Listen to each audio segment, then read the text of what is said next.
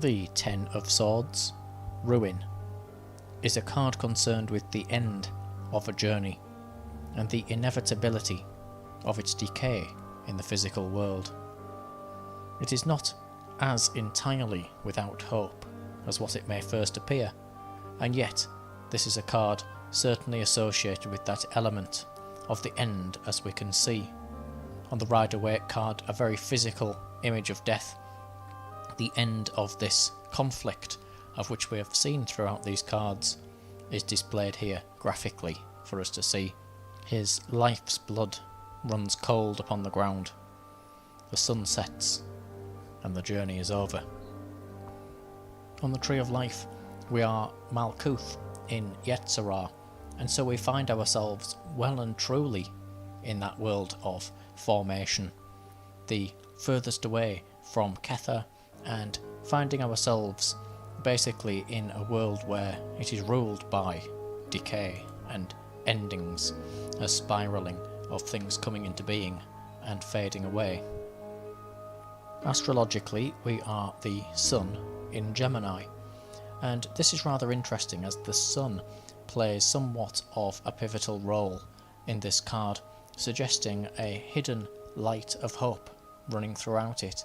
But with the Sun in Gemini, the energy of Gemini waters down the light of the Sun, and so the general idea with people of whom are Sun in Gemini in astrology is that their moods change quickly, and yet when their mood is on something they are very passionate about it, but only for a short period of time. It's absolutely within the realm of the intellect, which is the seeing and holding and touching of things in the physical world.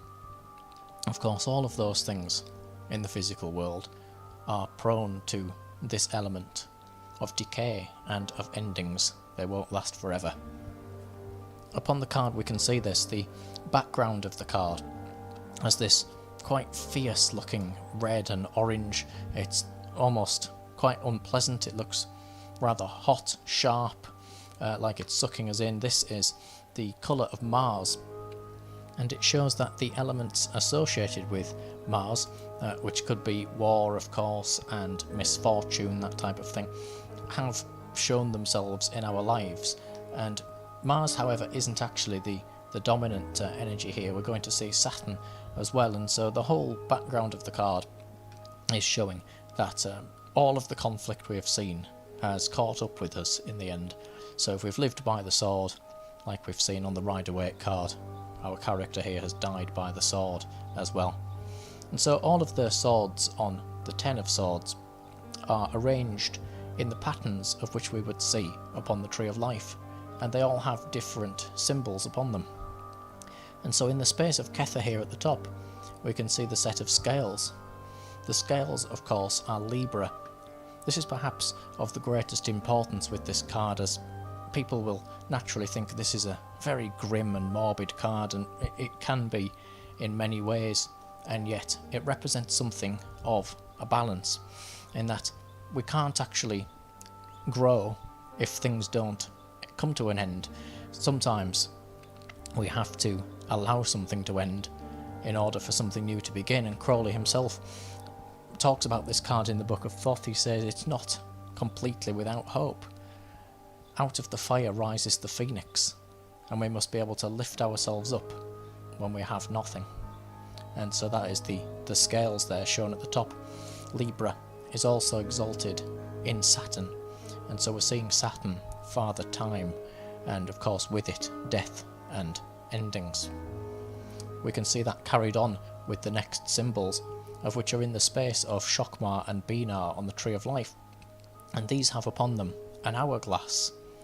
This is the symbol held by Father Time, of whom is the personification of Saturn.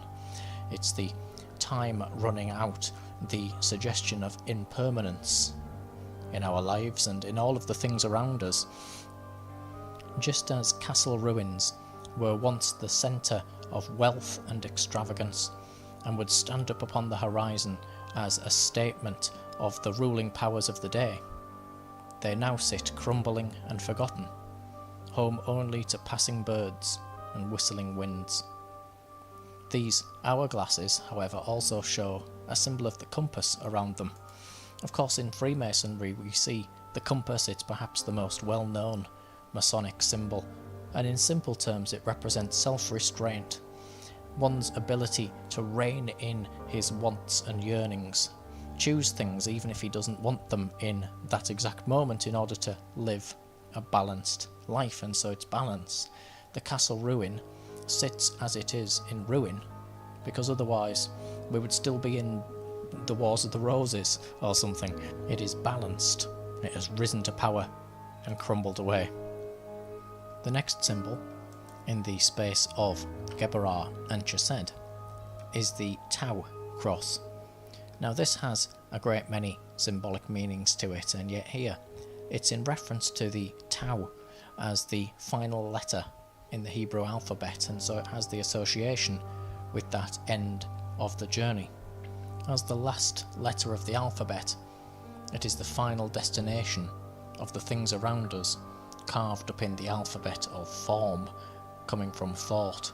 Of course, the letters are simply a way of which we express ourselves. And so as the last letter, it shows that all the things around us will eventually decay, they'll stop working, be thrown away, or rot, be forgotten and cover in dust. Yet even this rather miserable symbol has something of hope to it. The Tau was marked upon the forehead by Ezekiel of those chosen by God, and St. Francis of Assisi originally signed his letters not with his name but with the Tau symbol, and this reminds us of St. Francis saying, as he did, "Let us begin again." And so we understand that those things around us have to die for us to be free of them and to start again. This can simply mean that something which once meant a great deal to us now means very little to us, because perhaps we've outgrown it, or we've simply got all of the joy that we could get from it, and so it has to die. It has to leave our experience, essentially, for us to move on from it and having learned from it. And so the next symbols show what would happen if we didn't. These are in the space of Hod and Netzach, and these are quite sharp and very dangerous looking swords. They are pronged. They could harm their user just as much as those of whom they are used against. They also show something of those pinwheels of the mind and the restriction of them.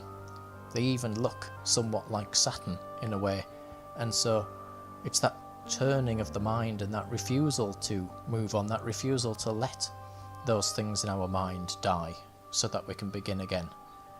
And that of course would keep us in a very poor state and would cause damage to us, and we can see that the actual central sword here is very much damaged, and we'll come back to that in a little while.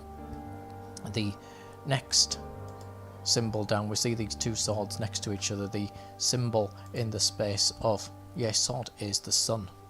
This is the symbol that shows that there's so much hope still in the card. It's not as miserable as what we would have hoped, because as Crowley says, the solar influence rules here, and so destruction can never be complete.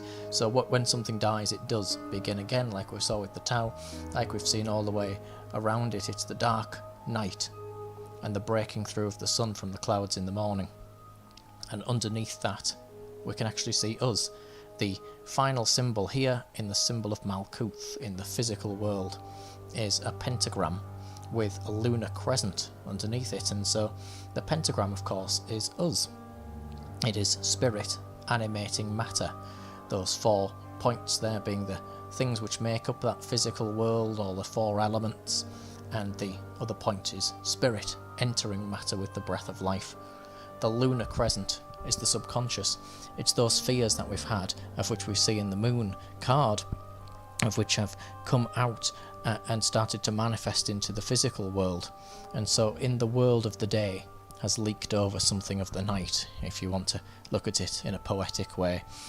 So essentially your fears have finally overtook you and caused this damage of which we see, and yet amongst all this damage may be seen the true hidden meaning in this card.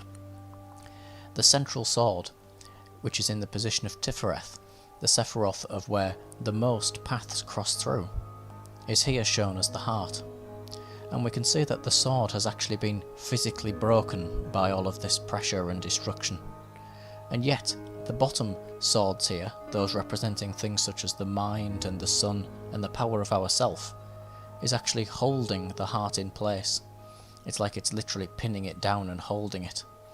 And we remember when Crowley described this card as finding the ability to lift ourselves up even when we have nothing. Well, this really shows the hope that is present in this card.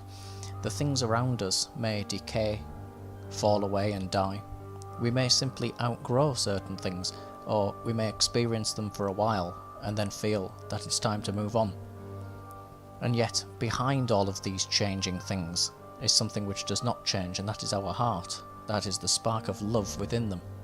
And if we follow Thelema, we are introduced to this concept of true will, and that if we strip away all of the illusions of the world, all of those physical things in the world of which die and which decay, what is left after all of these illusions and pieces of trickery of which we have picked up from the world are discarded is that heart, that true love, that passion and that purpose behind them all. And so, as he says there in the Book of Thoth, lift it up as it is shown on the card, lift up your heart, and you should be able to move on from this situation. The card in itself could be a fear, it could be an actual physical loss of possessions and things around us, and so it's asking us to find the true meaning of them behind their physical form. We have to regain that balance of the heart against this backdrop of physical destruction, of which must be in some ways in order for these things to happen in the first place. And then we shall find wisdom coming through our experience of pain, outliving our loss and our destruction, because the heart will always be lifted up and will always be there.